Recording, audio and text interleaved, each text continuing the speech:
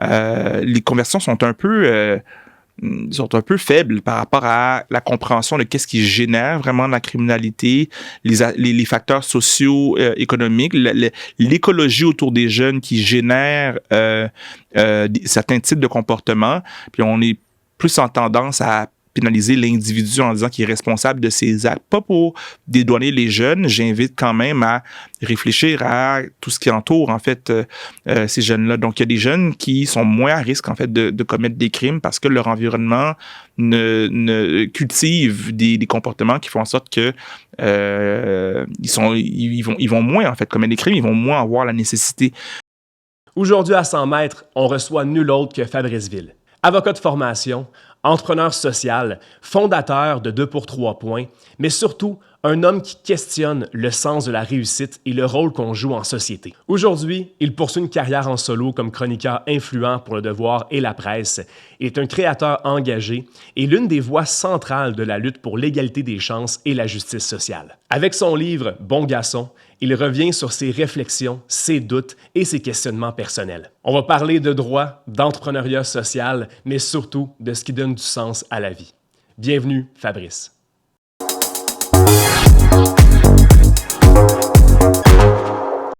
Fabrice Ville, honnêtement, super content de te recevoir avec nous. Puis c'est pas comme avec tous nos invités, dans le sens que j'ai l'impression de te connaître un peu. J'ai suivi ton parcours depuis plusieurs années. C'était pas une blague quand j'ai mentionné ça par courriel. Ouais. Parce qu'en fait, je me vois un petit peu dans toi. Je trouve ton parcours super inspirant, mais moi-même me considérant entrepreneur social, eh bien, je trouve ça super cool de pouvoir recevoir quelqu'un que, oui, je vais le dire, tu sais, j'admire depuis quand même quelques temps. Fait qu'un gros merci d'avoir accepté. C'est gentil. Je suis content d'être ici. Merci de m'accueillir. Super. Fait que bon, aujourd'hui, on va parler plutôt là, de plusieurs sujets, bien évidemment, comme on l'a mentionné en introduction. Mais ma première question pour toi, en fait, c'est plus ludique, là. Moi-même étant un grand fan de sport, je le sais que tu as lancé l'organisme Pour 3 points. T'es-tu un grand fan de basket? Oui, vraiment. Pour 3 points, accompagne les jeunes à travers le sport et le coaching et pas juste le basketball, c'est dans plusieurs sports, mais ça a commencé en fait avec le basketball. Puis c'est né de mon intérêt, pas juste un intérêt, une passion pour le basketball, parce que j'ai coaché du basketball pendant plusieurs années. Avant ça, moi-même, j'ai joué au basket pendant longtemps en fait. Donc mon sport préféré, c'est le basket. Je continue en fait à jouer encore au basketball tous les vendredis. Donc, même si mon implication sociale, elle vise l'accompagnement, dans ce cas-là, visait l'accompagnement des individus au-delà du sport, donc vraiment au plan humain et social, c'est né d'une passion pour le basketball. Là. Ben oui, puis avec une panoplie de Québécois quand même dans la Ligue, là, de plus en plus, on voit une émergence là, oui. Notre province. As-tu une équipe favorite? Non, pas particulièrement. J'ai pas d'équipe favorite. Ça fait plusieurs années. J'en ai déjà eu. C'est quand j'ai grandi, quand j'étais adolescent, je regardais les Bulls de Chicago, puis Michael Jordan, puis c'était l'équipe que je suivais. Puis j'ai eu des équipes aussi que j'ai beaucoup aimées. Mais je pense que mon critère, c'est de vouloir voir du bon basketball. Donc, peu importe que j'aime ou que j'aime pas l'équipe, c'est pas tant ça la question pour moi. C'est est-ce que les équipes jouent du basketball de qualité? Puis pour moi, c'est en gros des équipes qui sortent du jeu individuel, puis où tu vois vraiment la dynamique d'équipe. Donc, qu'on prend les Golden State, les Warriors de Golden State, c'est un exemple pour moi d'équipe que j'aime beaucoup voir jouer. Le Thunder qui a gagné cette année avec Lugansdor, qui est québécois, qui est montréalais d'origine haïtienne, c'est une équipe qui jouait du très beau basket collectif. Donc, j'aime regarder ça, mais j'ai pas une équipe en particulier que j'affectionne. Là. OK, super. Ben, tu nous le diras si ça change. Exact, là. ça change, c'est ça. Je le dirai, j'appellerai, puis on fera un changement là au podcast, puis on fera du editing, du montage, puis mes mots vont être changés, puis je dirai finalement, j'aime telle équipe. Exact. On le sait qu'aujourd'hui, bon, t'es chroniqueur, t'es entrepreneur social, mais disons que tu fais dans un sac à 7. Comment est-ce que tu te présentes? C'est une bonne question. Ça change tout le temps. Je suis un peu résistant même à me présenter d'une manière en particulier. Puis les 5 à 7, j'en fais de moins en moins justement parce que pour plein de raisons, j'aime moins ça. Je suis un peu gêné dans ces contextes-là. Il y a comme un peu cette cette obligation-là implicite, hein, d'avoir une manière très claire de te présenter, une carte d'affaires. J'ai pas de carte d'affaires, il y en a de moins en moins maintenant, on est beaucoup dans l'électronique. Mais dépendamment du contexte, je vais nommer le fait que je suis chroniqueur, que je suis auteur. Je parle aussi des choses que je fais qui sont pas nécessairement professionnelles. Donc, la vie de papa m'occupe beaucoup en ce moment. Donc, j'explore un ensemble de choses, mais ce serait très difficile, en fait, pour moi de me décrire. Quand je dois vraiment le faire, mettons qu'on m'invite à la radio, puis on me dit, ben comment on t'introduit? De plus en plus, je dis, ben, je suis auteur, chroniqueur, conférencier, qui sont 3 choses qui caractérisent ce que je fais au quotidien en ce moment. Mais la vraie réponse, c'est que je sais pas. Je suis dans une période dans ma vie où je sais pas trop ce que je fais professionnellement, en fait. J'aime ta réponse parce que, bon, à travers le podcast, quand la 2e saison, on a passé beaucoup de personnes ambitieuses et au parcours, des plus divers, voire atypiques, là. Puis il y a quand même une tendance que je vois se dessiner. Plus la personne est soit ambitieuse ou encore en a fait dans sa vie, et moins, ben, elle sait comment se présenter ou encore se décrire. Parce que c'est une boîte un peu, un titre, ou encore un métier. Puis au bout de la ligne, ben, t'es un citoyen engagé, tu suis tes passions, tu suis tes rêves, tu veux faire une différence, tu sais. Bien évidemment, on le voit avec ton livre, mais je pense que c'est de plus en plus difficile, en fait, de se décrire au fil du temps. Oui, je pense qu'il y a un peu de ça. Puis si je prends mon expérience personnelle, c'est que mon identité personnelle était collée à des modèles professionnels que j'avais ou des emplois, des projets, des professions. Donc, tu en as mis un peu plus tôt entrepreneur social. C'est un exemple. Quand je recule, il y a 10, 12 ans, quand j'ai appris l'existence de cette expression-là, ben, c'était un badge que je voulais porter, donc j'étais tellement content de dire je suis entrepreneur social. Donc c'est comme un peu une maison dans laquelle je pouvais me réfugier. Aujourd'hui, c'est pas que je rejette l'expression, au contraire, je continue à la porter. C'est juste que cette maison-là, elle est plus mon identité. Fait que c'est comme j'ai 40 ans maintenant, je pense pas que c'est une crise à quarantaine, mais j'ai l'impression que c'est que plus la vie avance, ben plus je me questionne sur qui je suis.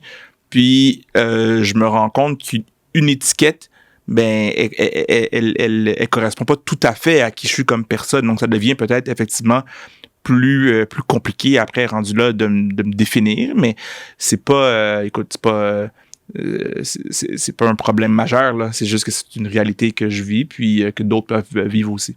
Et d'ailleurs, dans cette multitude, sans dire d'identité, mais de chapeaux-là, tu sais, que tu portes au quotidien, t'en parles un peu dans ton livre. On en a parlé tantôt. D'ailleurs, félicitations pour la sortie de ton livre, Bon garçon. C'est quoi, en fait, le fil conducteur de ton livre? Je sais que tu parles de ton parcours, tes impressions, sans dire ta philosophie de vie, mais qu'est-ce que ça signifie, tu sais, pour toi, ton quotidien? Peux-tu nous en dire un peu plus? Ouais, ben 2 choses. J'ai l'impression que parmi toutes les questions qui sont explorées dans le livre, parce qu'il y en a plusieurs, une des questions centrales, c'est quoi la réussite? Donc, c'est une exploration de la notion de réussite qui a évolué pour moi dans le temps. Donc, j'ai l'impression que j'étais plus proche peut-être d'un idéal de réussite individuel et matérialiste à une certaine époque. Puis finalement, c'est ce que j'ai fini par remettre en question, de sorte que je me suis davantage rapproché d'idéaux de réussite qui sont peut-être plus portés sur la contribution au collectif, puis d'être vraiment en fait avec les autres, la solidarité. Donc je pense que ça, c'est un des piliers, en fait, qui soutient, en fait, la structure du livre. Mais je nommerais quand même en même temps, pour faire le lien avec ce que je disais un peu plus tôt sur la difficulté, en fait, de s'identifier à une étiquette, à un mot, ou à une boîte en particulier. Des fois, je me dis, le livre, il écrit plein d'affaires que je pourrais pas nommer, il faut juste le lire, puis parce que c'est non seulement 40 ans de vie dont je parle, bien sûr, c'est pas toute ma vie que j'étale, mais c'est quand même assez exhaustif sur certains thèmes. Ben, c'est aussi l'histoire de mes parents, de mes grands-parents, puis je retourne aussi à certains faits historiques. Ça fait en sorte que moi, comme auteur, tu me demandes de quoi ça parle. Je dis, ben, ça parle de ma vie, puis c'est difficile, si je te demande, décris-moi ta vie, c'est une drôle de question parce que finalement, il y a tellement de choses qui se passent dans une vie et en même temps, on est tellement souvent amené, encore une fois, à être défini, à être placé dans une ligne que il y a toujours cette attente-là. Mais la vérité, c'est qu'une vie, elle est tellement complexe qu'elle est difficilement descriptible. Donc, c'est un peu ces deux éléments-là que je voudrais mettre en lumière. À la fois, oui, la thématique de la réussite et qu'est-ce que la réussite, et cette question-là est reliée à un ensemble d'enjeux sociaux qui sont explorés dans le livre, mais en parallèle, c'est comme bonne chance à dire en 2-3 mots c'est quoi la vie de quelqu'un. Tu sais, ces mots-là rendent jamais justice à la complexité d'une vie. Je suis tout à fait d'accord. Et d'où vient chez toi ce besoin-là d'écrire? Est-ce qu'il y a un déclic? Je pense pas qu'il y a eu de déclic en tant que tel depuis que je suis tout jeune, mais ma mère, elle m'a plongé dans l'univers de la lecture. J'avais 4 ans, elle m'a appris à lire, donc j'étais très, très jeune. Mon grand frère a commencé l'école primaire. Puis en parallèle, ben elle m'apprenait ce que mon frère apprenait avec les mêmes livres. Donc j'ai l'impression que et ça m'a suivi en fait à l'école. J'ai cultivé hors de l'école le goût de la lecture. Puis à l'école, j'ai continué à lire, mais aussi à écrire. Donc j'ai toujours aimé ça. Puis là, le plus tôt que je me souvienne, c'est littéralement dès les premières années du primaire. Puis ça m'a porté longtemps cet amour-là pour l'écriture que j'ai exploré de différentes manières parce que la vie dans le milieu juridique qui est un peu ma première vie professionnelle après l'université, ben, ça a été une écriture très analytique qui est un peu différente quand je pense au contexte de chronique que j'ai écrite. J'en ai écrit plusieurs et je continue à en écrire. Il y a un côté qui est un peu inspiré de mon écriture analytique de juriste, même s'il y a quelque chose de plus qui se rapproche de la création artistique quand on écrit une chronique. Mais là, dans mon livre, je suis plongé vraiment dans un côté de moi qui est plus artistique, qui est vraiment plus de l'écriture de type littéraire. Et ça, ben, ça me replonge dans les textes que j'ai faits au secondaire, même au primaire aussi, sur de la fiction, des récits que j'écrivais, que j'adorais explorer. Donc, il n'y a pas de moment en particulier. Je pense que ça m'a toujours porté, en fait, cet amour-là pour l'écriture. Quand j'écris, je me sens bien. Fait que tant qu'à ça, ben, autant écrire. Exactement. Mais tu as apporté une copie de ton livre d'ailleurs. Oui. Si tu veux d'ailleurs le présenter un petit peu là, aux auditeurs. Oui, certainement. Qui est disponible d'ailleurs en librairie, en ligne. Ce qui est certain, c'est que je vais me procurer une copie et le lire. Ça, c'est une promesse que je te fais, Fabrice. Ben, merci. Écoute, il y a des segments quand même que je fais des recherches sur ton livre, c'est sûr, en préparation du podcast. Il y a quelques segments du revers de couverture, mais aussi de parties de ton livre qui sont en ligne que je voudrais en fait te lire puis avoir ta réaction. Ouais. Avoir un petit peu les coulisses derrière les segments. Donc, et je cite, « Fils d'immigrants haïtiens fort éduqués, modestes, aimants et exigeants, Fabrice ne dévie pas de l'itinéraire tracé par sa famille. École privée, études de droit, bon emploi. » Est-ce que tu es allé en droit initialement et que tu es devenu avocat en fait pour répondre aux attentes de ta famille ou à des pressions externes? Oui, ben en fait, c'était non seulement je pense qu'il y avait d'abord les attentes familiales. Donc, le classique des parents qui veulent que leurs enfants étudient dans un emploi ou dans un type d'emploi en particulier. Moi, ça a été ça. Puis c'est vrai aussi, non seulement pour des parents en général, mais aussi pour des parents immigrants, dans ce cas-ci, des parents haïtiens, pour qui, si c'était pas un emploi de scientifique, il fallait que ce soit au moins une profession libérale. Donc, avocat, c'était nécessaire que ce soit ça, pas autre chose. Donc, il y a ça. Mais il y avait aussi, disons, le contexte social dans lequel j'ai évolué. Le collège, le cégep où j'allais, donc le collège où j'allais, tous mes amis allaient soit étudier en administration des affaires ou en droit. Donc là, je parle de mes amis qui étaient en sciences humaines. J'ai fait mon collégial en sciences humaines. Les autres allaient souvent en médecine dentaire, en pharmacie. Donc, il y avait vraiment, en fait, des parcours qui étaient peut-être davantage valorisés que certains autres parcours. Puis, donc, moi, ayant pas beaucoup réfléchi à cet âge-là, je me souviens, 18 ans, ayant pas beaucoup réfléchi à mon avenir professionnel, je me suis laissé un peu porter par ces courants-là. Et les exigences familiales aussi aidaient à être portées par ces courants-là parce que ça convergeait vers le parcours juridique, là. Tout à fait. Et puis, quand tu as annoncé la nouvelle, que tu quittais le droit, en fait, à ton entourage, comment les gens ont réagi? Est-ce qu'il y en a qui t'ont trouvé fou, par exemple? C'est sûr, ça a été étrange comme période. Je savais que je pouvais pas en parler à tout le monde quand j'y réfléchissais. Puis ce qui est arrivé, là, je recule, on est littéralement, en fait, le 1er janvier 2013, au moment où j'en parle à mes parents. Donc, on est ensemble en famille pour célébrer le Nouvel An, mais aussi l'indépendance haïtienne, parce que à tous les 1er janvier, c'est le jour où on célèbre l'indépendance. On est en famille, pas juste mes parents, mais mes oncles, les tantes, cousins, cousines sont présents. Et à ce moment-là, je t'épargne tous les détails qui ont précédé ce jour-là, mais je sentais que je voulais quitter la pratique du droit un jour, mais je savais pas que c'était une décision imminente. Pour moi, ça pouvait arriver là, dans 10, 15 ans, 20 ans, mais je sentais que ça allait arriver à un moment donné. Puis pour moi, en fait, c'est une question d'années plus que de jours ou de mois. Donc, je dis ça parce que quand j'ai la conversation avec mes parents à ce moment-là, ce jour-là, le 1er janvier 2013, c'est une conversation qui est chargée. Mes parents n'étaient pas en faveur de cette idée-là, mais c'était pas une conversation où eux étaient placés face à une décision que j'allais prendre bientôt ou une décision que j'avais prise.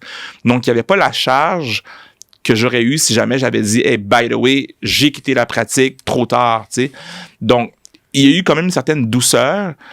Et à ma grande surprise, mais c'est ça qui est arrivé, les circonstances ont fait en sorte que j'ai fini par quitter 4 mois après cette conversation-là. Donc, ma décision a été prise en avril 2013, donc 4 mois plus tard.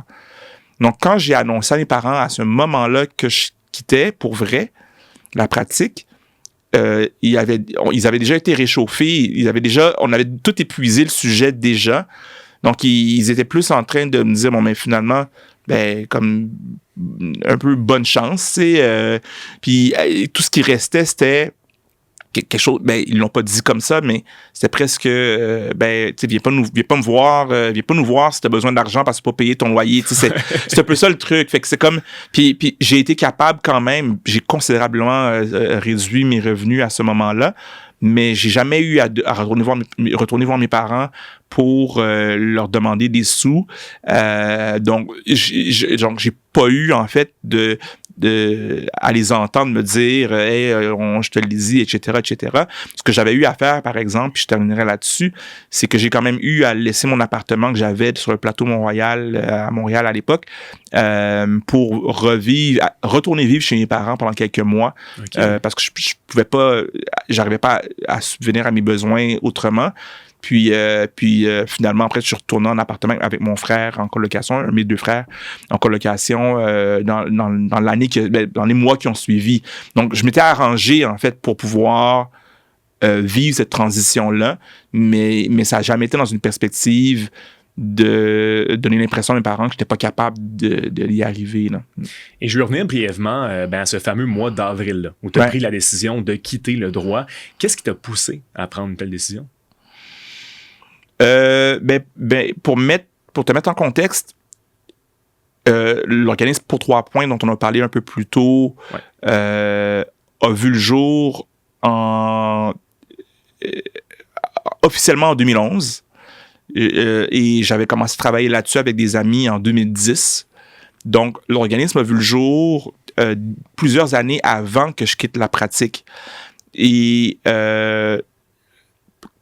le fait d'avoir créé l'organisation a fait en sorte que je me suis bien rendu compte que j'étais passionné par mon engagement social plus que par mon emploi d'avocat, même si j'aimais quand même la pratique du droit.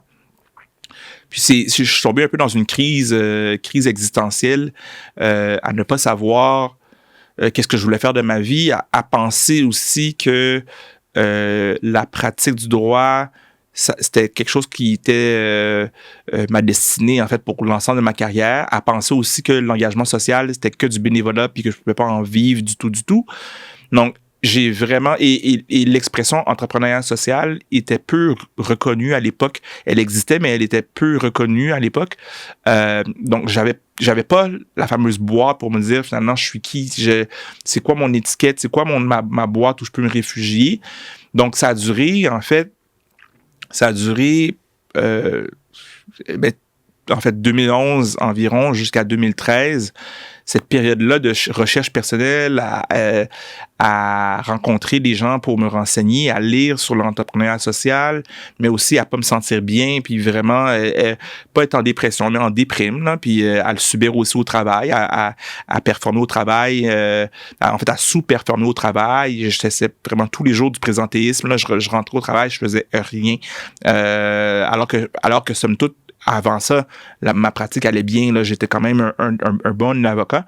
Donc, quand est arrivé le début janvier 2013, je me souviens spécifiquement que une associée du bureau où je travaillais, j'étais en pratique privée, nous avait envoyé à des collègues et moi, on avait tous des collègues environ de 4 ans et plus d'expérience, mais qui n'étaient pas encore associés.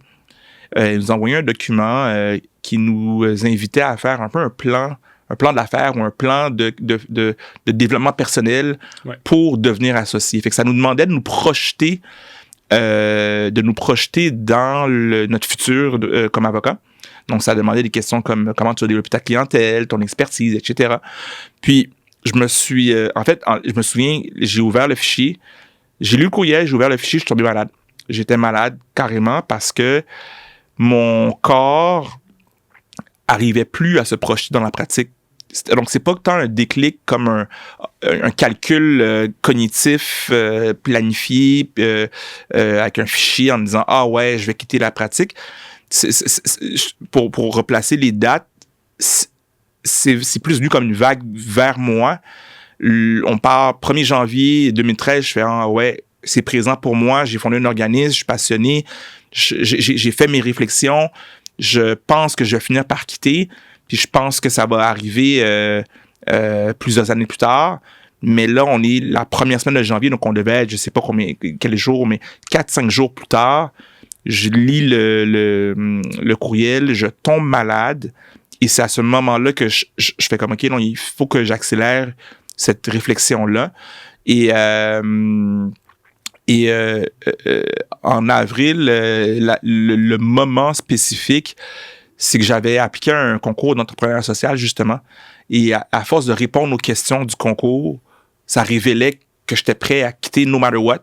Puis finalement, c'est un concours, je l'ai pas gagné. Là, c'est un concours international, j'ai pas gagné. C'était une bourse que j'aurais pu avoir. J'ai pas eu de bourse, mais j'avais tellement réfléchi au sujet de mon choix de carrière que j'étais prêt à faire le départ, en fait. Super.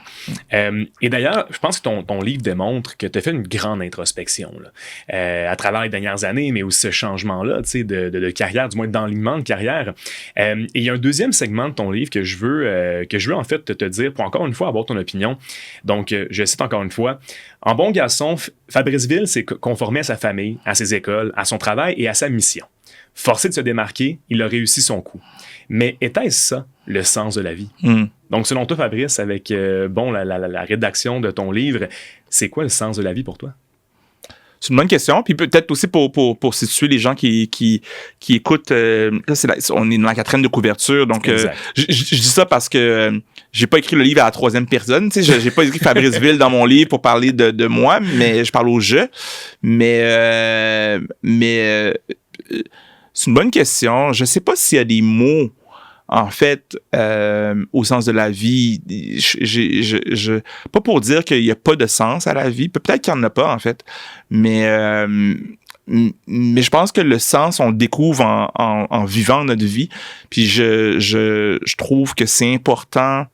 C'est important, encore une fois, pour revenir à des thématiques qu'on a déjà explorées, de pas s'imaginer que le sens de la vie est dans un chemin tracé, puis c'est facile des fois de dire ah wow, le sens de la vie c'est dans telle chose qui m'a été promise, tel emploi qui me semble intéressant, dans quelque chose qui est valorisé parce que c'est de la célébrité ou que ça peut faire de l'argent, ou même juste parce que on a vu quelqu'un qui semble se réaliser là-dedans.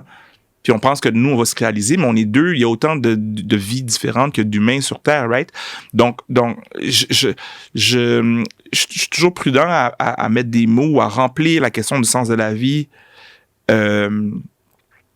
pour les autres ou même pour moi-même, parce que c'est quelque chose qui se redécouvre constamment. D'ailleurs, il y a plusieurs ouvrages, que ce soit des poètes, des écrivains, qui parle du chemin qui apparaît quand on marche. Donc, le chemin, il est pas là, en fait. Notre chemin, il est juste là quand on le crée. Donc finalement, c'est un peu étrange, c'est paradoxal parce que on peut le chercher longtemps, mais il y a juste les pas qu'on fait qui font en sorte qu'on le découvre. Donc, il y a ça, moi, qui me parle beaucoup. Ça donne le vertige, en fait, de penser au sens de la vie de cette manière-là. Mais moi, ça me parle. L'autre chose, quand même, que je nommerais, qui m'apparaît aller au-delà de la quête personnelle ou individuelle qu'on a, c'est il y a quand même on est quand même, je crois que le 21e siècle nous amène à le constater de plus en plus, mais on est à une époque où on est invité à aimer la Terre davantage, donc vraiment à mieux connecter avec la Terre puis la respecter. Ça veut vraiment juste dire très concrètement, par exemple, de ne pas couper nos forêts pour en faire de l'argent. Tu sais, c'est vraiment ça que ça veut dire.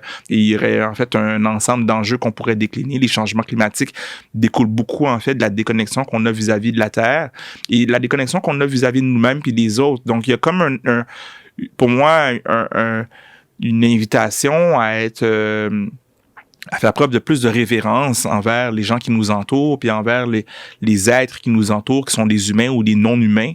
Je pense que toutes les vies, peu importe les projets qui nous guident, nous invitent à considérer ces éléments-là. Puis il faut pas, ce sont des éléments qu'on peut pas tenir pour acquis, en fait. Surtout pas à l'ère où on est, où on voit la vie sur Terre se détruire, en fait, à un rythme assez effarant, là.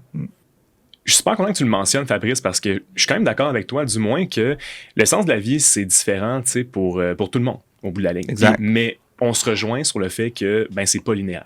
Exact. Personne. Et au bout de la ligne, c'est une question de s'engager, de se questionner sur qu'est-ce qui est important pour nous, mais aussi la différence qu'on veut faire en société. Exact. Il y a personne qui vit, ou presque, là, seul dans son coin, à ne jamais interagir avec autrui. Là. Exact. Donc, c'est important de penser plus loin que le bout de son nez. Exact. Puis même que ça invite, ce que tu dis aussi, ça invite à considérer que quand on parle de la vie, donc le sens de la vie, c'est pas le sens uniquement de ma vie à moi. Puis l'idée qu'une personne elle est complète en elle-même, c'est ça un peu qui est un peu l'erreur parfois qu'on peut commettre. Moi, ma vie elle est pas complète si je suis pas en relation avec toi, si je suis pas en relation avec d'autres personnes que je vais rencontrer quand je vais me lever d'ici puis je vais m'en aller. On est des êtres de relation et si on oublie ça, en fait, c'est la source, en fait, de beaucoup de destruction parce que finalement, on reconnaît pas que la vie, c'est pas moi, la vie, c'est pas toi, la vie, c'est nous qui sont ensemble, puis c'est aussi qu'est-ce qui nous dépasse, en fait. Et en guise de transition vers, notre segment un peu intermédiaire, là, ouais. Qu'est-ce que ton expérience en tant qu'écrivain, oui, on peut le dire, je pense aujourd'hui te mettre l'étiquette, entre guillemets, là, t'as le plus appris sur toi-même? C'est une bonne question. D'abord, je dirais que ça m'a rappelé que je savais écrire. C'est niaiseux à dire, mais n'ayant pas exploré une écriture de type artistique pendant longtemps, c'est comme un peu... c'est un peu comme la personne qui fait du vélo, mais qui n'en a pas fait depuis un bout, ou qui a pas fait de ski depuis longtemps, puis qui se pose la question, est-ce que j'ai encore les muscles? Surtout que j'avais pas écrit à cette... en fait, dans un contexte où le projet était aussi d'envergure. Et donc, j'ai eu beaucoup de plaisir à me découvrir comme auteur, comme écrivain, mais je dois dire que il fallait aussi que, par exemple, mon éditeur me le rappelle, parce que des fois, ce que je faisais, c'est que je lis, donc puis j'en parlais, je lisais beaucoup de livres, puis pour un peu trouver mon style. Puis c'est pas mauvais s'inspirer du style d'autres personnes. Donc dans mon livre, il y a plusieurs auteurs et autrices dont je m'inspire en fait. Mais mon éditeur, il n'arrêtait pas de me le dire, regarde, arrête. Comme tu l'as ton style, comme reste sur ton style. Puis je suis comme, ah ouais, il me mettait en confiance que j'avais quelque chose qui me portait. Donc, j'ai l'impression que je me suis découvert comme auteur. C'est un peu évident à dire, mais oui, cette confiance-là que je peux écrire autrement. Je dirais aussi, je sais pas si c'est que j'ai appris quelque chose, mais il y a certains événements de ma vie avec lesquels je suis plus en paix. Je me trouve à avoir écrit sur des expériences parfois difficiles, des conflits que j'ai pu vivre, des incompréhensions, puis de les revisiter fait en sorte que je fais preuve de plus de compassion à la fois pour moi-même et pour que ce soit les personnes ou les institutions qui sont en cause. Donc, je pense que ça me porte à dire que l'écriture, c'est un exercice que j'encourage, mais c'est pas obligé de l'écriture, ça peut être de s'enregistrer, ça peut être de n'importe quel type de création où on revisite un peu, en fait, ces expériences de vie. J'ai l'impression que il y a quelque chose de thérapeutique là-dedans qui fait beaucoup de bien, en fait. Moi, c'est comme ça que je l'ai vécu. J'avais promis que c'est une dernière question avant notre segment intermédiaire, mais il y en a une que je dois te poser qui m'est venue comme ça. Tu parles que tu as écrit sur des moments difficiles, des conflits, altercations, quoi que ce soit avec certains individus. Est-ce que de le mettre sur papier et de le publier surtout, aux yeux de tous et toutes, a fait en sorte que certains de ces individus-là impliqués dans ce moment difficile-là, qui ont repris contact avec toi et puis que vous avez pu en fait en discuter ou pas vraiment? Non.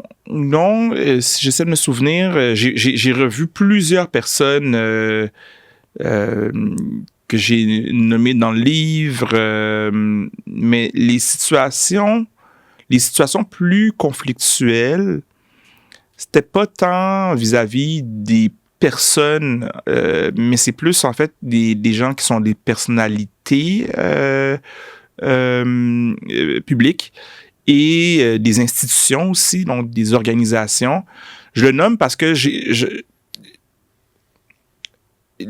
à chaque fois que j'écrivais, je me demandais c'est quoi la valeur ajoutée. Donc c'est comme un dévoilement, mais qui n'est pas par rapport à des conflits purement personnels.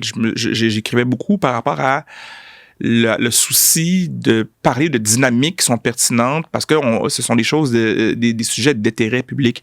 Et je crois que ça a été fait dans le respect. D'ailleurs, dans certaines critiques, c'est nommé. C'est clair qu'il n'y a pas de sentiment de vengeance derrière la manière dont j'écrivais. Donc, je parle de journaux où j'ai écrit ou des politiciens, par exemple. J'ai l'impression donc que si c'est des relations qui nécessitait pas qu'on renoue des amitiés. Tu sais, c'est que ça s'est passé. Si j'avais écrit avec une posture de vengeance, puis avec une posture amère, il y aurait eu le potentiel que ça fasse débat dans l'espace public, puis que finalement, en fait, on me reproche des choses, ça crée de la controverse. Puis je suis content que finalement, si ces gens-là ne me sont pas revenus, qu'au moins ce soit resté, en fait, sous silence, parce que ce que ça veut dire, à mon avis, c'est que même s'il y a eu des désaccords, c'est que ça a été fait dans le respect, donc tant mieux.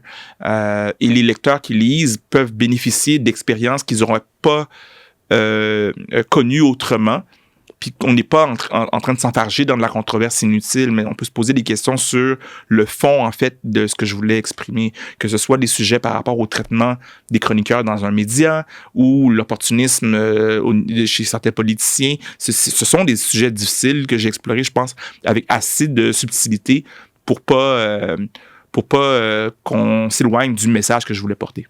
C'est très sage, puis je pense qu'il y a beaucoup de gens qui, en fait, bénéficieraient d'écouter en fait ton propre conseil, soit qu'on est capable de parler de sujets qui pourraient être controversés, mais de manière respectueuse et 100%. Qui ne vont pas justement se transformer en altercation publique, là, pardon. 100%. On en voit tellement ces temps-ci. Là, mais bon, bref, donc là, comme promis, on va pouvoir passer à un de mes segments préférés où on découvre notre invité, non pas pour son titre ou encore la boîte qu'il occupe, mais bien pour sa personne. Donc, apprendre à découvrir Fabrice et non pas l'entrepreneur social, le chroniqueur ou encore la personnalité, entre guillemets, publique. Donc, comme tu le sais, Fabrice, on demande à tous nos invités d'apporter un objet qui les représente. Et là, je suis curieux, qu'est-ce que tu nous as réservé? Oui, bien sûr, il y a mon livre qui est présent parce que je savais qu'on allait aborder mon livre. Mais ce que j'ai apporté, c'est un biberon. C'est parce que j'ai un fils. C'est un biberon. Mon fils a un peu plus de 10 mois maintenant, donc au moment où on enregistre. J'ai pas pensé... comment dire? C'est pas comme si j'ai pas passé des heures à essayer de trouver un objet représentatif, mais la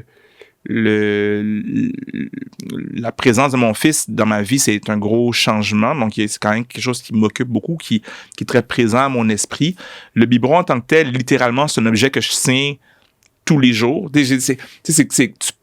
Quand on y pense, c'est niaiseux, mais de passer de ne jamais tenir de biberon ou à peu près, de jamais penser à tenir un biberon à toujours, depuis quand même maintenant plusieurs mois, à avoir à tenir cet objet-là, à le remplir, à préparer le lait, etc., puis de l'offrir à un être qui est petit pour qu'il devienne moins petit puis qu'il survive.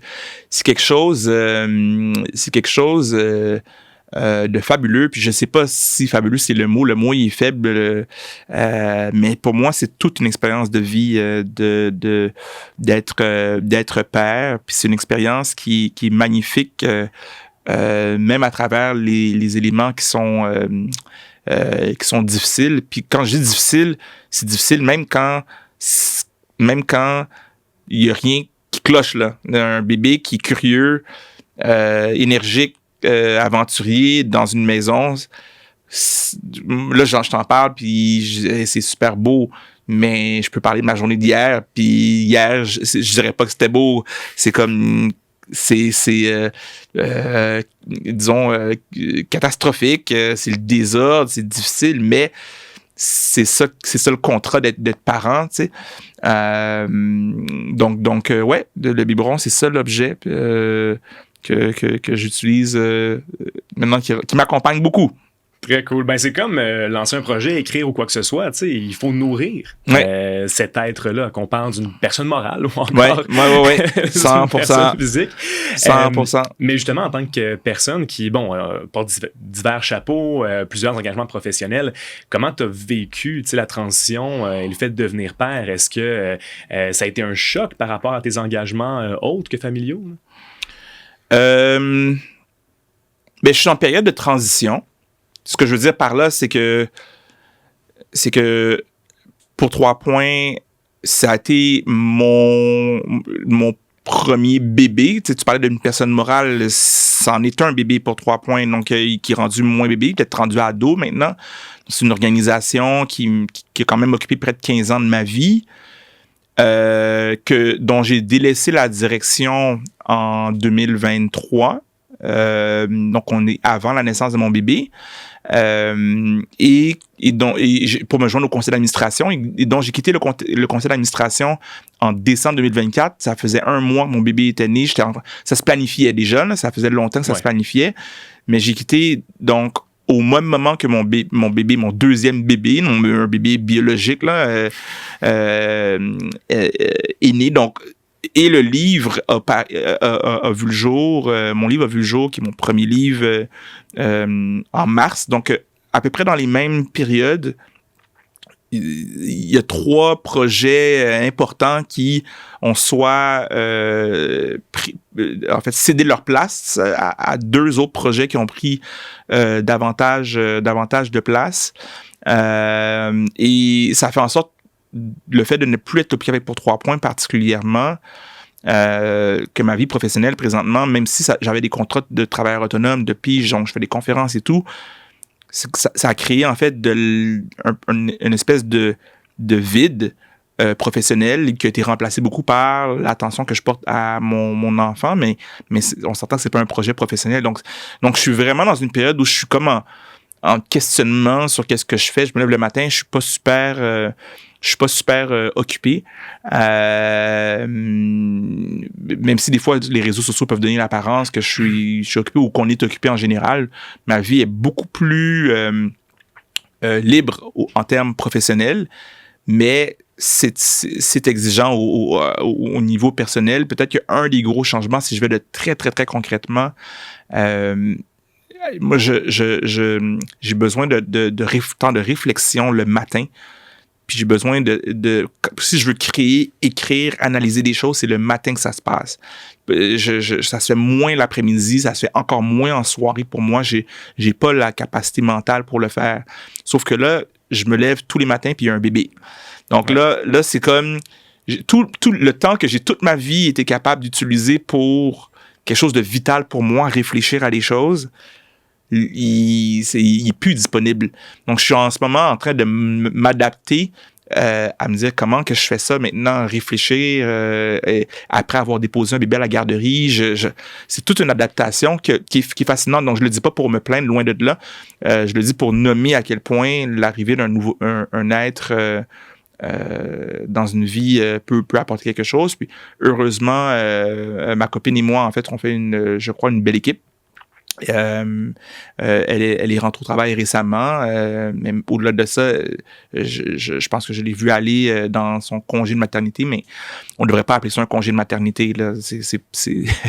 Elle était pas en congé durant cette période-là, mais d'avoir qu'on soit ensemble là-dedans, puis de la voir aller occuper une place importante dans la vie du bébé. Je pense que le bébé et sa mère ont une relation qui est particulièrement spécial, puis c'est vrai beaucoup pour les relations mère-enfant, m'encourage à moi-même trouver ma place dans tout ça, là. C'est beau ce que tu as dit, un peu, il y a quelques instants, là, en disant que quand tu te lèves le matin, tu as une sorte de liberté professionnelle que tu n'es pas habitué d'avoir, que tu es en questionnement. Et bon, bien évidemment, aussi, tu as eu la période de questionnement qui t'a emmené à quitter le droit, mais je veux juste faire du pouce là-dessus parce que je pense que c'est beau d'avoir du temps. C'est beau de pouvoir se permettre de se poser ces questions-là. Ça prouve en fait que même au Québec, c'est possible de passer d'une carrière dans une profession libérale à une carrière, sans dire plus artistique, mais moins certaine. Où il y a plus d'imprévus et moins de certitudes, et quand même pouvoir, en bon franglais, make a living. Oui. Donc, de pouvoir s'en sortir et de pouvoir se permettre de prendre ce temps-là pour se questionner, pour pivoter et pour pas constamment courir après sa queue, là. Oui, puis écoute, ça vient avec quand même de l'incertitude un peu. Il y a eu des périodes où je générais plus de revenus que j'en génère aujourd'hui. Donc, c'est une question aussi à ne pas négliger. Mais je pense que c'est des réflexions que tout le monde devrait avoir aussi parce que je pourrais aujourd'hui décider, je me dis non, là, voici ce que ça prend, plus de sous, je veux m'accomplir dans un projet X, puis plonger dans un projet par certitude, mais j'en suis plus là dans ma vie. Je pense que j'ai bien compris que la valeur de l'argent est relative, mais aussi la sécurité qu'on a quand on est dans un projet spécifique, c'est relatif. Donc, c'est comme on dit en anglais, don't settle. C'est comme I'm not settling, puis je m'occupe de choses qui me font me sentir bien, puis le reste, j'essaie de garder ça très loin de moi le plus possible, mais ça vient avec justement une forme de liberté, mais beaucoup d'insécurité, en me disant, mais des fois, je me lève le matin, je sais à quoi dans la vie, je me la pose la question, tu sais. Puis c'est pas que, c'est là où ça m'est arrivé quelques fois de me dire, OK, là, je surveille mon bébé, puis il court partout, puis là, je faisais, est-ce que je suis un père à la maison, c'est tout ça, puis c'est pas tout à fait ça non plus, mais le questionnement, il vient par moments quand je me vois moins occupé, mais il y a une confiance qui m'habite, que de vivre cette configuration-là, c'est la plus saine parce que ça me permet d'être présent auprès de mon fils. Ça me permet d'avoir ce temps-là qui m'est pas volé par des projets qui me conviennent pas. Puis ça me permet de me consacrer à des projets que j'aime. Oui, définitivement. Et là, j'ai préparé 4 questions. Ouais. Encore une fois, pas dans un script habituel. Et là, je veux des anecdotes. Pas des réponses trop longues, vraiment une phrase ou une anecdote, en fait, y répondre, mais vraiment une réaction à vif. Bon. Donc, première question, le moment le plus inattendu de ta carrière? Je sais pas si c'est un événement inattendu, mais moi, c'est à chaque fois que je vois l'évolution de personnes avec qui j'ai travaillé ou des jeunes que j'ai accompagnés, puis je les vois se réaliser. Je donne un exemple concret. Alexandre Bien-Aimé, qui juge à la Cour supérieure du Québec, le plus jeune juge et le premier juge noir. Ben Alexandre, je le connais depuis qu'il a 14 ans. Fait que moi, à chaque fois que je vois un Alexandre, puis il y en a d'autres là, qui se réalisent de différentes manières, ça me frappe comment la vie, elle est bien faite. Fait que ça, Alexandre, c'est un exemple, mais il y en aurait d'autres aussi. Là. Et est-ce qu'il était pour 3 points? En fait, j'étais son entraîneur adjoint quand j'étais, moi, de mémoire, je pense à la fin de mon cégep au début de l'université. Lui, il était en secondaire 3. Donc, je le connais quand j'étais son entraîneur adjoint au basket. Puis, il faisait partie du premier conseil d'administration de Pour 3 points. Donc, il a cofondé en quelque sorte Pour 3 points. Donc, au début, donc tu peux t'imaginer le lien qu'on a. Je le connais depuis que c'est un jeune. Il est devenu adulte. Moi, je l'ai invité à se joindre au conseil d'administration. Ça fait longtemps qu'il voulait être juriste. Moi, j'ai toujours dit qu'il allait finir juge à la Cour suprême. Mais tu sais, tu dis ça, puis tu l'oublies. Puis...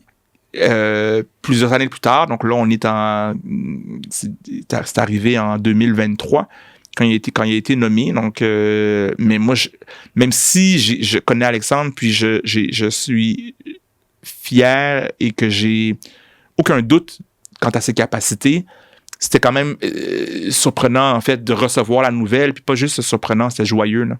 Généralement, je parle pas trop de mon propre parcours, mais je trouve tellement que tu as raison, puis je vais mettre l'accent là-dessus. Là.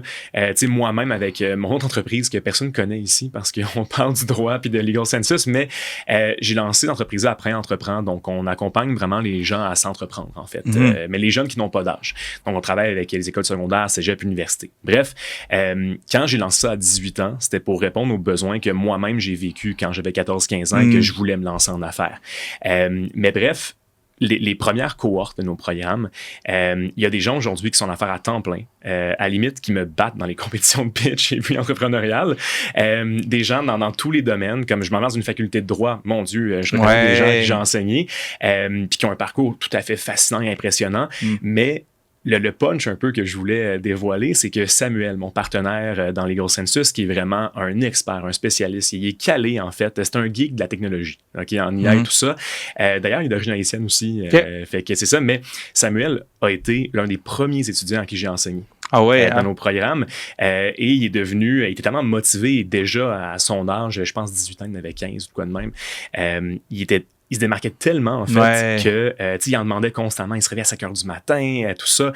Donc, bref, on l'a embauché par la suite parce qu'il connaissait bien nos programmes, puis vraiment, il représentait, il incarnait nos valeurs. Et finalement, quand j'ai eu Legal Census, c'était comme un no-brainer, en fait, de le contacter.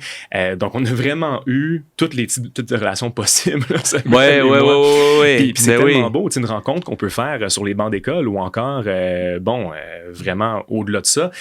On ne sait jamais où ça peut nous mener. Exact. Non, exactement. Exactement. Non, c'est fascinant, puis peu importe le domaine, en fait. Exact. Je vais juste mettre l'accent là-dessus. Bref, deuxième question. Une erreur que j'ai faite au début de ma carrière que je referai jamais. L'erreur qui me vient à l'esprit, c'est quand au début de Pour 3 points,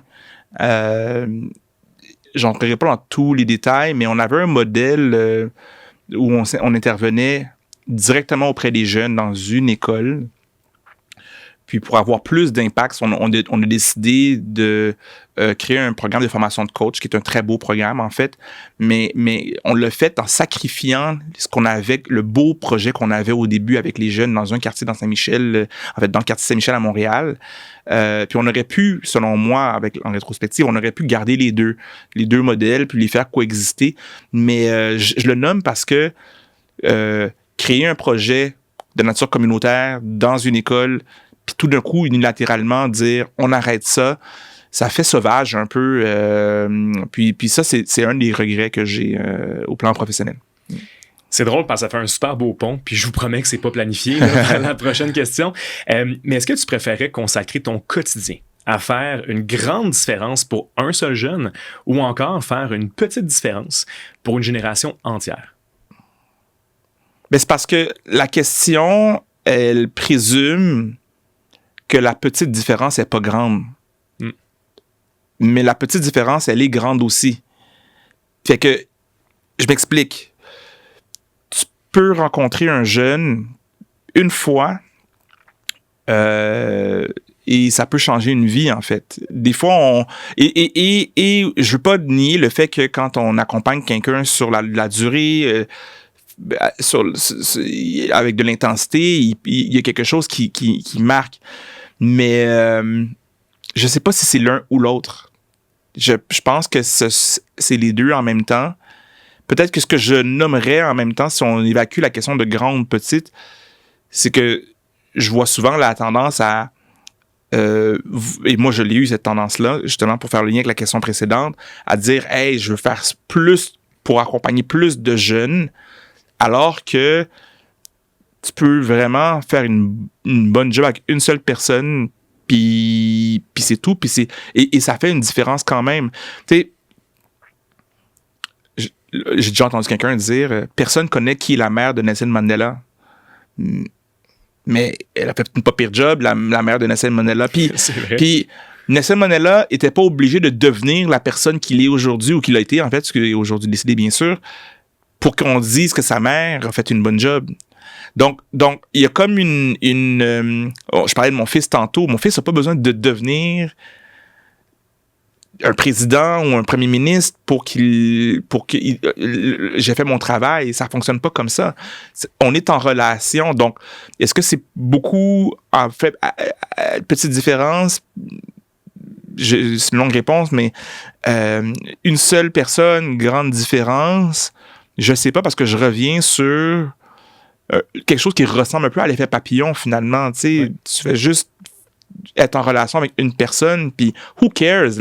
En fait, c'est who cares la différence que tu fais. C'est soit en relation, puis that's it, tu sais. Bien dit, mais je te cacherai pas que c'est une réponse de juriste. Qu'est-ce que tu veux dire? Ça dépend. Non. Ah non, mais c'est des blagues, je t'agace en ce moment. Non, mais c'est important c'est parce que tu sais, je m'implique dans un projet qui accompagne des jeunes de Cité des Prairies. Cité des Prairies, c'est un centre de réadaptation. C'est un centre de réadaptation pour jeunes qui ont commis des délits, donc 16 à 19 ans, des crimes économiques, des crimes contre la personne. J'ai commencé ce projet-là parce que j'ai rencontré ces jeunes-là une fois, puis je me suis dit, non, il faut que j'y retourne, puis on est en train présentement de le développer. Donc, des jeunes que peu de personnes, en fait, visitent. Mais c'est pas payé. Je vais là, ils sont un peu plus d'une dizaine, ils sont pas nombreux. Puis quelqu'un pourrait regarder ça puis se dire « OK, mais ça change quoi, cette différence-là? » La vérité, c'est que j'ai eu l'expérience de fonder une organisation qui accompagne des coachs qui ont un impact auprès de dizaines et des dizaines de jeunes par année et des centaines de jeunes. Donc, l'impact se compte par milliers. Est-ce que je vais être plus fier d'avoir fait pour 3 points pendant 15 ans ou d'avoir vu une dizaine de jeunes par session, une fois de temps en temps, pendant quelques mois ou peut-être quelques années si le projet continue? La réponse est que je ne le sais pas. Je ne sais pas. Tout ce que je sais, par contre, c'est que la majorité du monde choisirait d'avoir un impact auprès de milliers de jeunes par année puis d'être fier d'avoir fondé une organisation. Oui. Moi, tu vois... Puis c'est là où je fais « Attendez un instant. » Parce que il y a quelque chose qui, dans les deux cas, qui est inestimable, qui se mesure pas par le nombre. C'est juste la relation que tu as avec les personnes. Tout à fait. Quand je prépare chacun des podcasts, puis je te gasse en passant. Non, c'est correct. Quand je prépare chacun des podcasts, souvent, j'essaie de moi-même de répondre aux questions. Ouais. Pour voir un peu, moi, dans la situation inverse, je répondrais quoi. Et ça, c'en est une que j'ai pas réussi à répondre non plus. OK? Parce que, mon côté ambitieux me dit, OK, des milliers de jeunes, mais en même temps, mon côté profond me dit, non, je préfère connaître la personne que j'impacte. Ouais. Mais ta réponse me fait beaucoup réfléchir parce qu'au bout de la ligne, ça me fait penser à l'expression petit train va loin. Puis qu'au bout de la ligne, réellement, on ne peut pas prendre décision. C'est pas notre décision de est-ce que c'est un petit ou un grand impact qu'on va avoir. La seule chose qu'on contrôle, c'est qu'on va avoir un impact, point. Ouais. Après ça, c'est la responsabilité de la personne devant nous, en fait, de est-ce qu'il va faire de quoi avec ce qu'on lui partage ou encore avec ce qu'on tente de faire ou il n'est pas réceptif. Ouais. C'est parce qu'on a beau accompagner quelqu'un, le voir à chaque jour, passer des heures avec lui, lui donner ça, en fait, sur un plateau d'argent, mais s'il n'est pas réceptif et il n'est pas intéressé, c'est pas une grande différence. Exact. Donc, l'effort n'est pas en équation nécessairement avec la différence au bout de la ligne. Exact. Puis même, j'irais plus loin. C'est que, mettons, là, tu fais grandir une plante. Parce que je comprends l'idée d'avoir un impact qui est très répandu, mais c'est un terrain glissant aussi. Puis j'insiste là-dessus parce que tu fais grandir une plante. C'est-tu vraiment toi qui as un impact auprès de la plante? Non, pas nécessairement. Tu es en relation avec une plante. Tu cultives. La plante, elle grandit, mais elle dépend aussi de l'écosystème. Il y a quelque chose qui se passe qui est pas juste moi qui est propriétaire d'un impact vis-à-vis de la plante.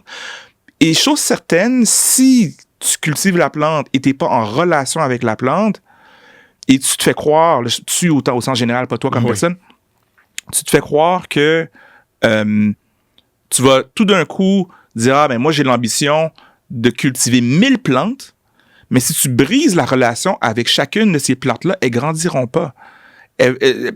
Ça te prend l'amour et la qualité de relation pour chacune d'entre elles.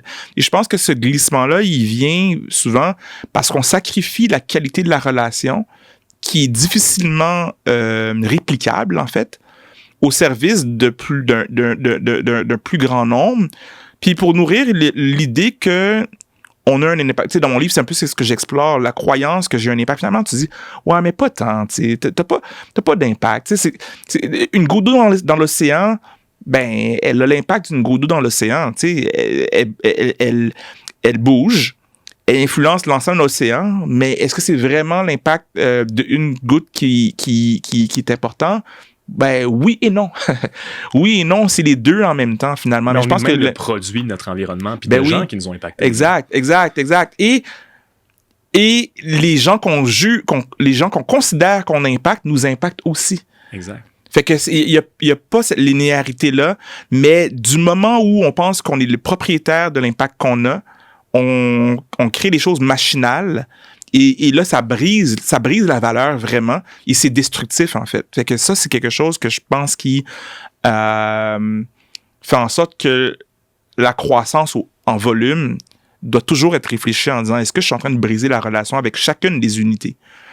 Et si oui, c'est à remettre en question. Et je trouve d'ailleurs que à notre époque, là, avec les réseaux sociaux et tout ça, c'est quasiment trop facile d'automatiquement se diriger vers l'impact à travers un grand segment de population. Exact. Parce que c'est plus facile de toucher 1000 personnes du jour au lendemain que d'en toucher profondément une. Exact. Je pense que c'est un art qu'il faut redévelopper quasiment, et repromouvoir 100%. La profondeur des relations. 100%. Ouais.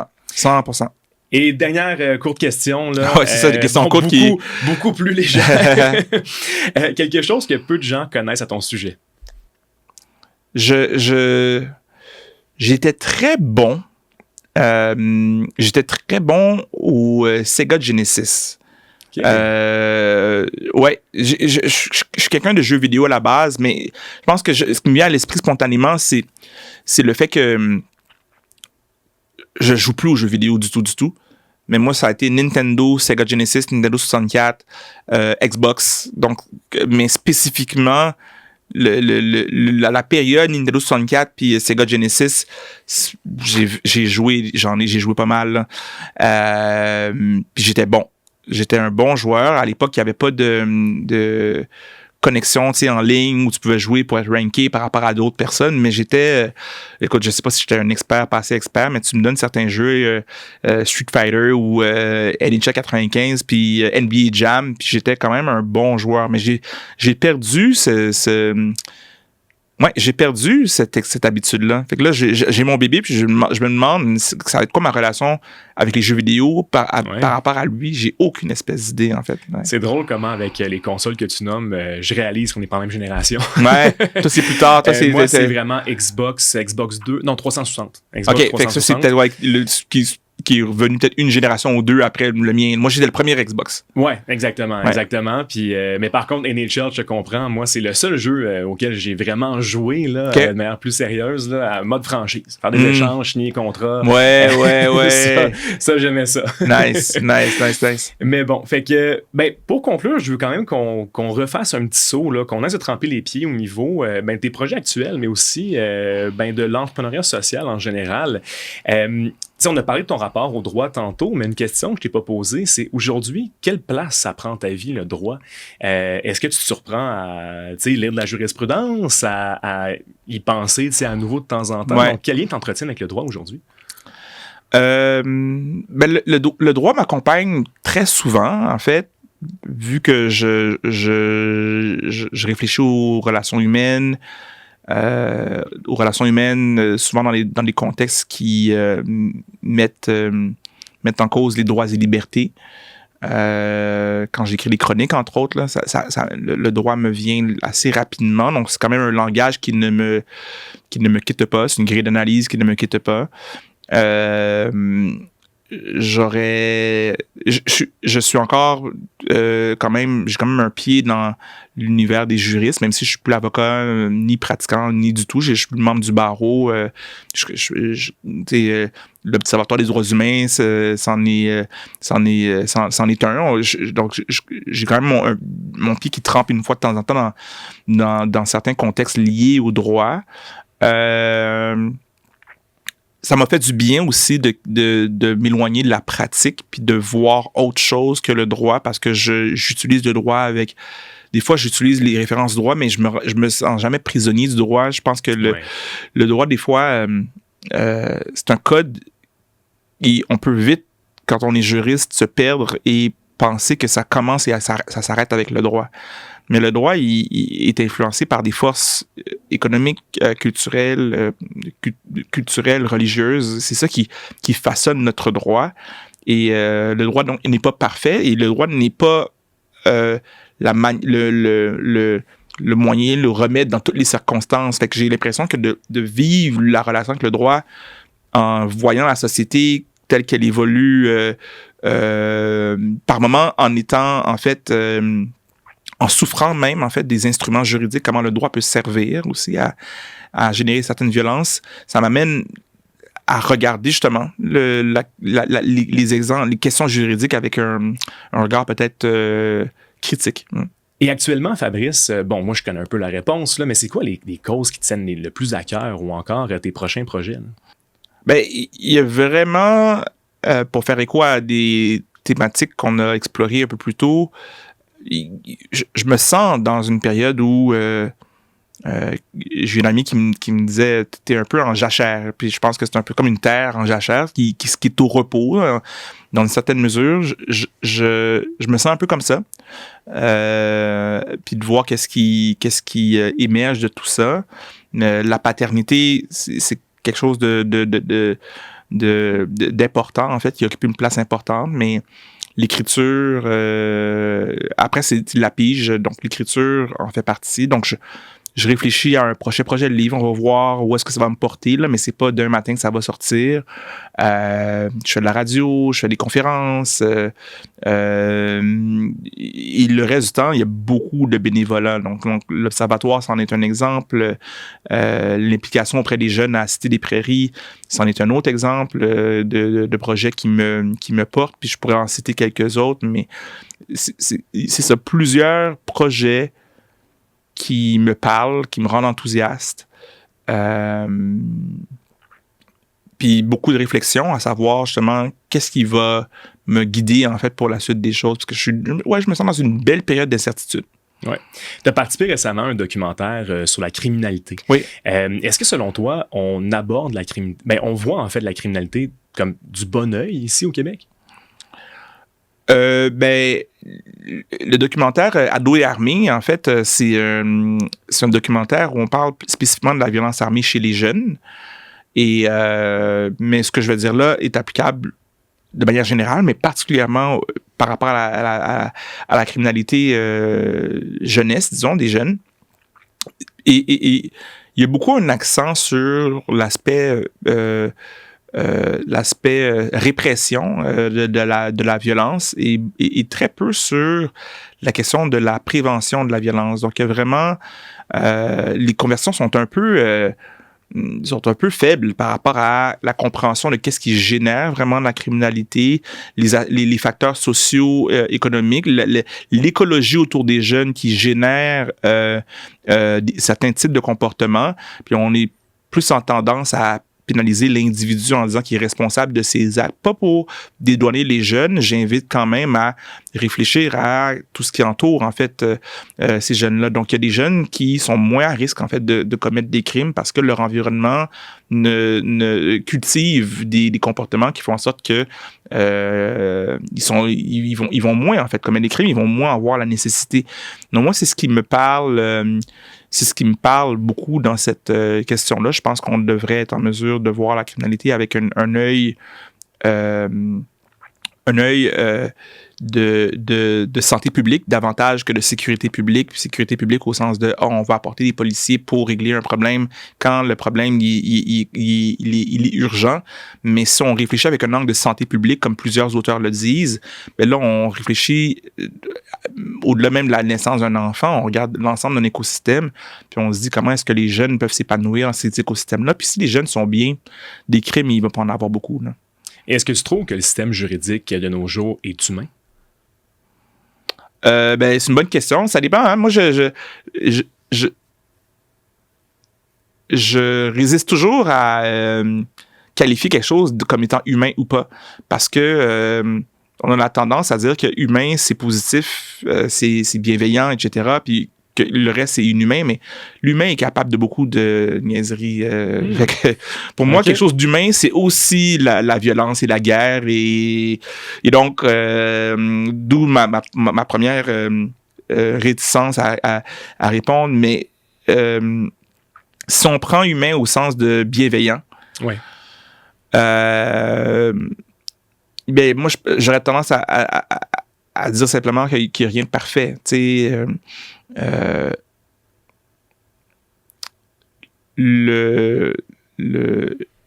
je prends l'exemple des jeunes de Cité des Prairies que j'ai visités. Ce serait facile de dire aucun jeune ne devrait être incarcéré. Puis c'est une utopie à laquelle j'aspire, en fait. Mais en même temps, qu'est-ce qui est nécessaire pour arriver à cette utopie-là? Pour l'ensemble de la société, c'est une question qui est quand même relativement complexe. Ça touche un peu à la question de la santé publique, puis l'idée de voir la violence comme un enjeu de santé publique. Donc, je dis ça parce que moi, j'ai pas rencontré sur mon chemin vraiment des individus méchants, mal intentionnés, qui sont pas nécessairement qui veulent du mal aux jeunes. Je pense que on paye le prix par rapport aux jeunes d'un ensemble par moment de discours politiques qui les criminalisent. Par moment, c'est des ressources qui manquent en éducation. Par moment, ce sont l'urbanisme qui fait en sorte qu'on n'a pas les infrastructures nécessaires pour que les jeunes puissent s'épanouir. Puis ça finit, en fait, dans le système de justice. Et quand ils sont dans le système de justice, c'est pas qu'il est trop tard. C'est pas que le système il est bienveillant ou pas bienveillant. C'est qu'est-ce qu'on n'a pas fait auparavant qui a mené à ça, en fait. C'est ça l'enjeu. Tout à fait. Écoute, ça fait déjà environ 1 heure là, qu'on se parle, donc je ne vais pas non plus te garder trop longtemps. Mais écoute, il y a quelque chose de super intéressant par rapport à ton parcours. On l'a déjà mentionné tout à l'heure, mais c'est le fait que tu as eu la chance d'explorer tes différentes passions. Comme on a dit tantôt aussi, tu as eu la chance de te questionner et puis de prendre une décision réellement. Ce serait quoi tes conseils pour les gens qui nous écoutent? Qui ne veulent pas non plus suivre un cheminement de carrière là, super traditionnel. Donc, les parcours atypiques les intéressent, ils veulent développer leur nom, leur image, et bref, explorer non pas les sentiers battus, là, mais ceux qui n'ont pas encore été battus. Donc, qu'est-ce que tu leur dirais? À mon époque, j'ai fait mon bac en droit de 2003 à 2006. Et à cette époque-là, il y avait une très forte pression, peut-être le mot est fort, une très forte présence des cabinets d'avocats privés, des grands cabinets. Donc, toute la question de la tour au stage était très présente. Il y avait toute cette aura-là autour de l'idée de l'avocat ou de l'avocate qui finit en grand bureau, qui va finir avec une belle carrière, un bon revenu aussi. Puis ça, je pense que c'est loin d'être la panacée, là, ces milieux-là. Puis j'ai cru comprendre que d'année en année, en fait, ça a quand même évolué. Puis dans le discours public, cette présence-là est quand même un peu tempérée, mais elle est encore quand même présente. Puis pour moi, quelqu'un qui décide de pratiquer dans un grand cabinet, un cabinet national, tant mieux si la personne, elle le veut réellement, c'est son choix. C'est juste, en fait, de réfléchir à est-ce que c'est effectivement mon choix. C'est la première des choses que je nommerais. La deuxième chose que je dirais, c'est de pas hésiter justement à errer un peu par rapport à des emplois. C'est pas après 2 ans de droit ou 3 ans de droit que si on cherche un emploi puis qu'on n'en trouve pas, ou on trouve puis finalement ça fonctionne pas, ça prend du temps à trouver un stage, que notre vie est finie, tu sais. Puis l'idée de faire des essais, des erreurs, moi, je pense que c'est normal, puis c'est correct aussi, puis c'est d'autant plus vrai avec une société qui est vraiment en mouvement. Donc, qu'est-ce que en fait, le monde va ressembler à quoi? Même la géopolitique nous invite à considérer que le Canada ressemblera peut-être plus au Canada dans les prochaines années. C'est des grosses questions. La Terre, en fait, nos écologies, en fait, sont menacées. Donc, la technologie fait en sorte que beaucoup d'emplois disparaissent de jour en jour. Donc, j'ai pas la prétention de savoir sur à quoi le marché du travail, ou l'emploi ou l'entrepreneuriat va ressembler dans les prochaines années. Mais c'est d'autant plus une invitation, en fait, à se permettre de voguer ou de vagabonder un peu dans différents types d'emplois. Puis même si ça fonctionne à un moment donné pendant quelques années, puis ça fonctionne plus après ce passage-là, mais c'est pas grave, en fait, de réfléchir à autre chose. Puis qu'est-ce qui guide ce genre de réflexion-là? C'est toujours ta question sur qui je suis, qu'est-ce qui me tient à cœur, quelle contribution je veux apporter à mon environnement. Ces questions-là, elles ne trompent pas. Puis finalement, elles peuvent évoluer, mais elles sont toujours de bons guides à des choix de professionnels, selon moi. Tout à fait. Écoute, un grand merci, Fabrice, pour avoir été des nôtres. Aussi pour ton authenticité. Comment est-ce que les auditeurs peuvent te suivre ou c'est quoi tes réseaux et tout ça? Oui, sur toutes les plateformes principales, Fabrice Ville, donc Ville VIL, donc Instagram, Facebook, LinkedIn, c'est pas mal sur ces 3 plateformes-là. C'est facile de me trouver avec le handle Fabrice Ville, mon nom complet, là. Et je pense aussi que c'est super important de le mentionner, mais il ne faut pas que la journée reste symbolique. Il faut que ça donne un engagement durable de tout le monde en tant que Québécois, Québécoises, Canadiens, Canadiennes. Mais bon, bref, un gros merci Fabrice d'avoir été avec nous. Merci à toi.